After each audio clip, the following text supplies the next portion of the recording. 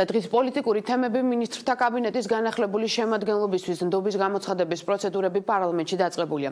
დეპუტატები კომიტეტების გაერთიანებულ სხდომებზე დარგობრივი მიმართულების მინისტრობის კანდიდატებს ხვალ მოусმენენ. რის შემდეგაც მთავრობის ახალი შემადგენლობა შეხვედრებს საპარლამენტო უმრავლესობის უმცირესობისა და ფრაქცია პატრიოტთა ალიანსის ფორმატში გამართავს. ქართულ ოცნებაში სამთავრობო გუნდის განახლებულ შემადგენლობას ნდობას უცხადებენ საპარლამენტო უმრავლესობას კითხვები მთავრობის ეკონომიკურ გუნდთან აქვს. განახლებულ მინისტრთა კაბინეტს პარლამენტი ნდობას სავარაუდოდ შაბათს რიგ გარეშე სესიაზე გამოუცხადებს.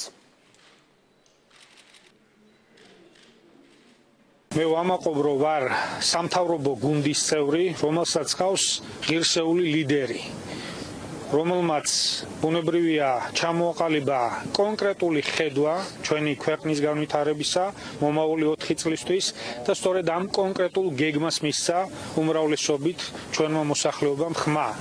ამიტომ რასაკვირველია ლიდერის კომპეტენცია განსაზღვროს თუ სად არის ოპტიმიზაცია საჭირო, სად არის გარკვეული პრობლემები და მათი გამოსწორების გზები დაინახოს. მე ვფიქრობ